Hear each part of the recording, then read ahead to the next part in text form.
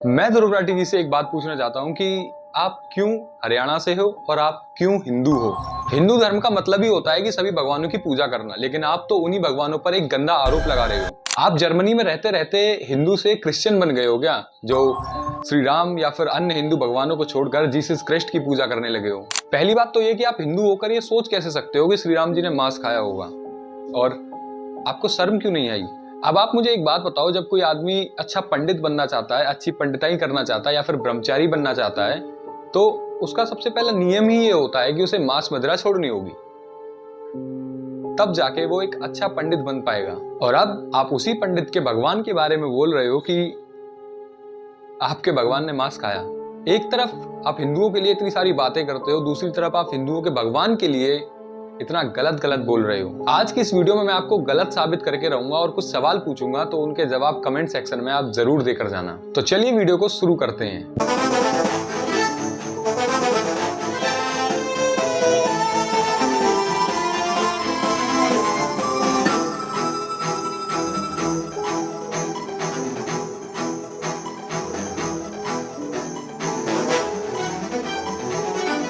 ध्रुव राठी जी, आपका कहना है कि युधिष्ठिर जी को एक सपना आता है जिसमें कुछ हिरण उनके पास आकर बोलते हैं कि आपके भाइयों ने हमें मार मार कर इतना कम कर दिया है कि अब हमारी प्रजाति सिर्फ एक बीज मात्र रह गई है। और आप कहते हैं कि युधिष्ठिर और युधिष्ठिर के भाइयों ने 1 साल 8 महीनों तक उन्हीं हिरणों को मार मार कर खाया। युधिष्ठिर को एक सपना आता है जिसमें कुछ हिरण उनके पास आते हैं और कहते हैं कि उनके भाइयों ने इतने सारे हिरणों को मार डाला है और अब केवल वे शेष बचे हैं। वे युधिष्ठिर से अनुरोध करते हैं कि उन्हें बीज की तरह रहने दें ताकि वे फिर से बढ़ सकें। युधिष्ठिर को दुख होता है और फिर वो अपने भाइयों से कहते हैं कि हम 1 साल और 8 महीने से उन पर निर्भर होकर खा रहे हैं, अब हम काम्यक वन में चलते हैं। 1 साल और 8 महीने, इमेजिन करो, पांडव इतने लंबे समय तक हिरण का मांस खा रहे थे कि जंगल में हिरण ही खत्म होने लगे। लेकिन ध्रुव राठी जी, आपने उस अध्याय को तो अच्छे से पढ़ा ही नहीं। उस अध्याय में हिरण ये कहते हैं कि आपके भाइयों ने हमें मारा, हम बीज मात्र रह गए हैं, हम पर दया करो। तो उसके जस्ट बाद वो एक बात और बोलते हैं कि आपके भाई अस्त्र विद्या में तो निपुण हैं। ध्रुव राठी जी, आपने उस अध्याय को तो अच्छे से पढ़ा ही नहीं। उस अध्याय में आगे ये भी लिखा था कि हिरण ये बोलते हैं कि हम बीज मात्र रह गए हैं, हम पर दया करो। और हिरण ये भी बोलते हैं साथ में कि आपके भाई तो अस्त्र विद्या में निपुण हैं, तो हमें मारने की क्या जरूरत। तो इसका मतलब यह है कि युधिष्ठिर के भाई 1 साल 8 महीने तक उस जंगल में उन हिरणों को खाने के लिए नहीं मारते थे, बल्कि अपनी शस्त्र विद्या का अभ्यास करने के लिए मारते थे, शिकार करने के लिए मारते थे। चलो ध्रुव राठी जी, आपके ही सोर्स लिंक में जाकर हम इस अध्याय को क्लियर कर देते हैं। आपके ही सोर्स लिंक पर यह लिखा है कि हिरण ये बोलते हैं कि युधिष्ठिर से कि आपके भाई तो हीरो हैं, आपके भाइयों को शस्त्र विद्या का पूरा ज्ञान है। और युधिष्ठिर जी सुबह अपने भाइयों से कहते हैं कि हम उन हिरणों को छोड़कर, इस जंगल को छोड़कर काम्यक वन में चलते हैं, वहां पर बहुत सारे जंगली जानवर हैं। लेकिन युधिष्ठिर के लिए वो जंगली जानवर इंपॉर्टेंट इसीलिए थे, खाने के लिए नहीं, बल्कि अभ्यास करने के लिए, शिकार का अभ्यास करने के लिए, शस्त्र विद्या का अभ्यास करने के लिए। आपका पहला पॉइंट तो ये जहां पर आप गलत हो गए। नेक्स्ट, आप राम जी के बारे में बोलते हो कि राम जी को वन में किसने मटर पनीर मसाला बनाकर दिया होगा, उन्होंने भी तो मांस खाया होगा। तो चलिए अब इस बार आपको दोबारा से गलत प्रूफ करते हैं। आप कहते हैं कि सीता जी ने गंगा माँ से कहा कि अगर हम आपको सेफली क्रॉस कर गए तो अयोध्या वापस जाकर मैं आपकी वाइन से और मांस से पूजा करूंगी। सीता देवी रिवर गॉडेस गंगा को कसम देती हैं कि वे मांस, चावल और वाइन के 1000 मर्तबान ऑफर करेंगी। सीता जी गंगा को मीट ऑफर कर रही हैं। ये वाल्मीकि रामायण का अयोध्या कांड अध्याय 52 श्लोक 89 है। अगर आप उस अध्याय को ठीक से पढ़ोगे तो उसमें लिखा होगा कि आपको सहस्त्र घड़े सुरा और मांस युक्त भात के साथ पूजा करूंगी। तो इस श्लोक में सुरा शब्द यूज हुआ, जिसका अर्थ ध्रुव राठी जी ने वाइन बता दिया। लेकिन सुरा का अर्थ इस श्लोक में मध्य है, और मध्य का पर्यायवाची होता है मधु, जिसका अर्थ है शहद या फिर कोई मीठा पीने वाला पानी। और दूसरा वाक्य मांस युक्त चावल, यानी कि फल के गूदे के साथ चावल। यहां पर मांस का मतलब मीट नहीं, बल्कि मांस का मतलब फल का गूदा, क्योंकि छिलके के साथ कौन फल खाएगा। यहां पर भी आप गलत साबित हो गए।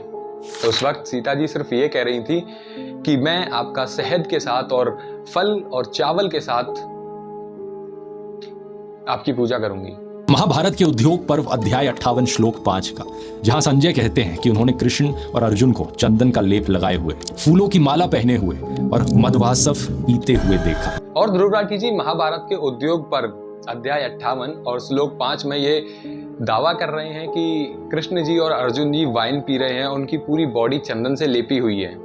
तो चलिए आपको फिर से गलत प्रूफ करता हूं। ध्रुव राठी जी, वैसे तो आप AI क्लासेस चलाते हो, आप एक छोटा सा काम तो कर ही लेते कि ये श्लोक संस्कृत में है, इसको हिंदी में कन्वर्ट कर देख लेते, तो आपको सीधा अर्थ पता लग जाता कि वो दारू या वाइन नहीं पी रहे थे, बल्कि इसका हिंदी मतलब ये था, दोनों शहद के नशे में चूर थे और चंदन के नशे में चूर थे। वे उत्तम वस्त्रों से सजे हुए थे और दिव्य आभूषण पहन रखे थे। हाँ, वो नशे में तो थे, लेकिन शहद के, ना कि वाइन के। अब जैसे किसी आदमी को वीडियो गेम्स बहुत ज्यादा पसंद है, वो पूरे दिन वीडियो गेम्स खेलता है, तो दूसरे लोग उससे बोलते हैं कि ये तो वीडियो गेम्स का नशा करता है।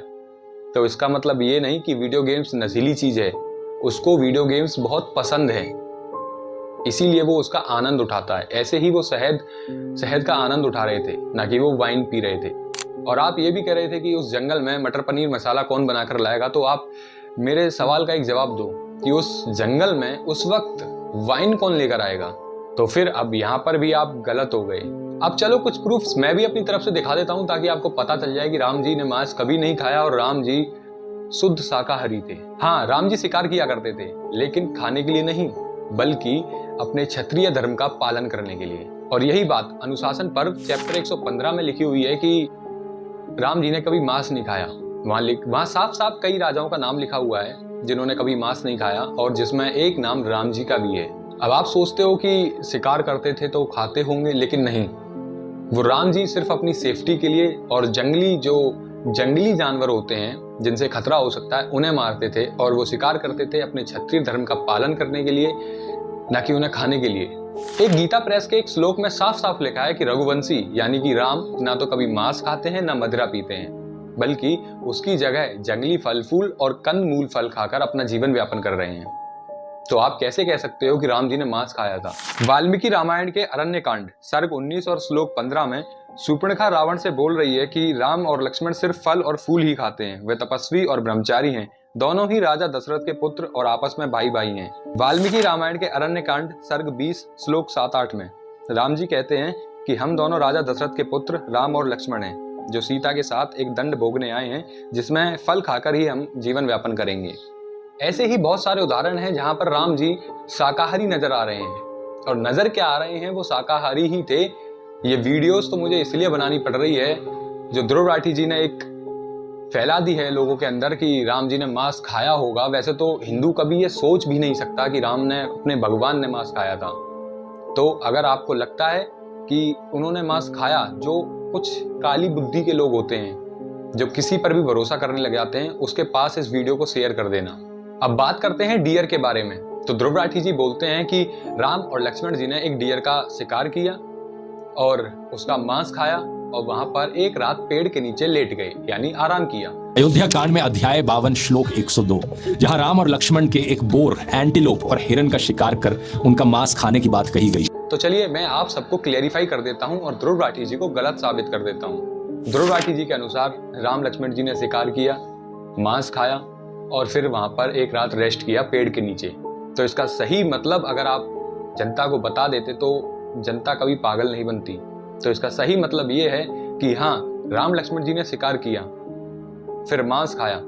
मांस का मतलब फल का गूदा, फल का यानी पल्प ऑफ फ्रूट, ना कि उसी डियर का मांस।